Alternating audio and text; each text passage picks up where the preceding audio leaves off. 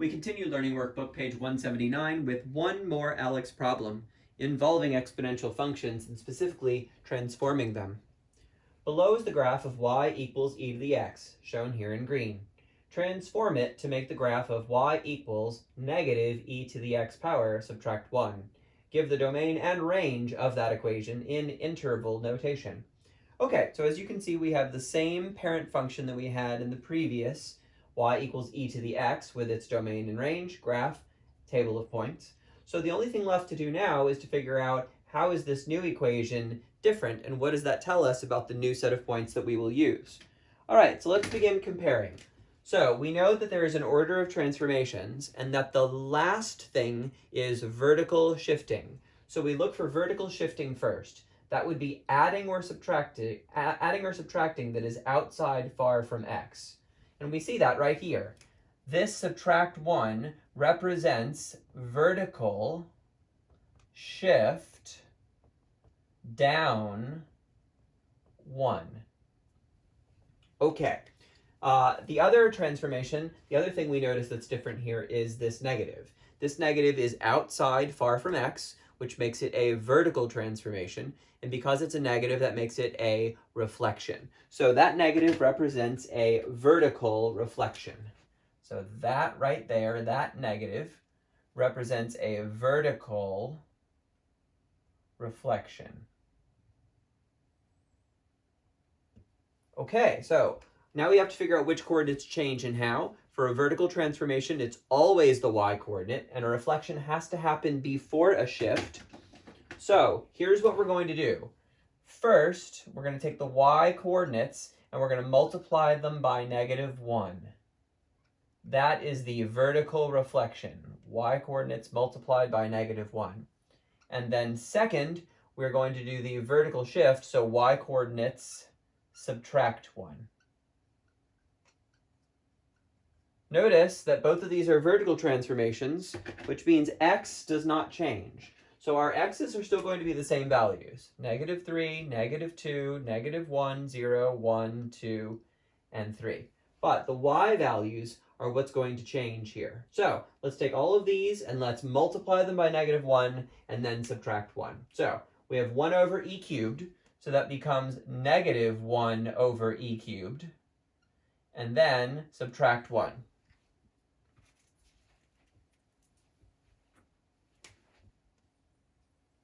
Okay, and I can see I'm actually going to need a little bit more space on this table. Let me move my table over here so I can get the decimal equivalents on there as well. All right, so x and y. We've got -3, -2, -1, 0, 1, 2, and 3. All right, so we've got -1 over e cubed minus 1. -1 over e squared minus 1. -1 over e minus 1. All right, so 1 multiplied by -1 is -1, and then when you subtract 1, you get -2. E becomes -e, and then -1. E squared becomes -e squared, and then -1. E cubed becomes -e cubed, and then -1. Okay, let's come up with our decimal approximations for every one of these. All right, definitely calculator time here. Let's start with the first one. -1 over e cubed, and then outside of that fraction we get subtract 1. So this is -1.050. Okay. Which means I can probably do some of these in my head. Make it negative and subtract 1, so that it'll be -1.135. Negative and subtract 1 will be -1.368. Make it negative, subtract 1 gives me the -2. Make it negative, subtract 1. All right, so let's see here. -2.718 subtract 1 is -3.718. So this will be -8.389, and this will be -21.086. All right, great. So there we go. There's the y values to go with our x values. All right, so now all we have to do is plot them. Let's plot the points. All right, so we'll do the easy one first. 0, -2, so that's right here. 1 and -3.718, so that'd be about here. 2 and -8.389, that's going to be about here. 21's not going to fit. -1 and -1.6368, so that'd be about here. -2 and -1.135, that'd be about here. And -3 and -1.050, that'd be about here.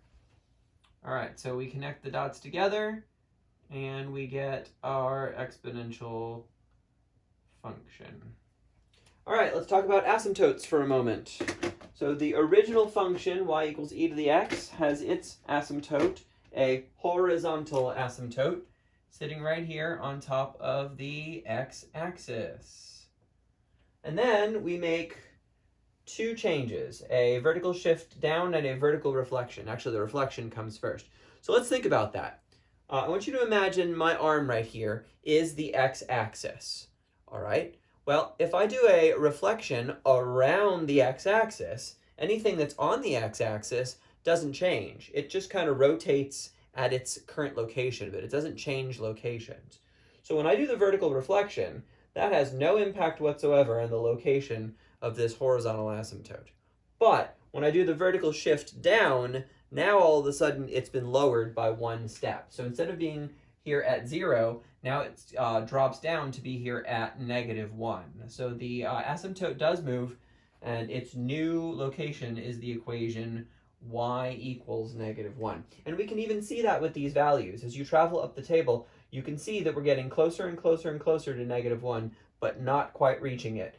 Right, -1.3, -1.1, -1.05. We're getting very close to -1, but not quite reaching it. Okay, domain and range.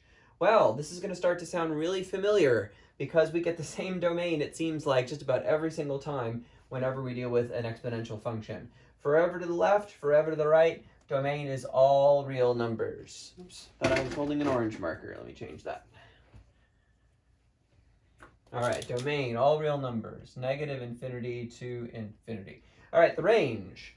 Well, we can see that this is going down forever, so we begin at -infinity. How high up can we get? Well, we're blocked by this line at -1, so the highest up we can reach is -1. Since we don't actually reach -1, we use a parenthesis to represent that. So once again, the domain and range of both functions has parentheses on both sides. There's the domain, and there's the range. One last comment as we now end this video. Think about what happened here. We had a vertical reflection and a vertical shift down. So my curve that looked like this, the first thing that happened was a vertical reflection, which turned it this way, and then we shifted it down, and that's why we ended up in this spot.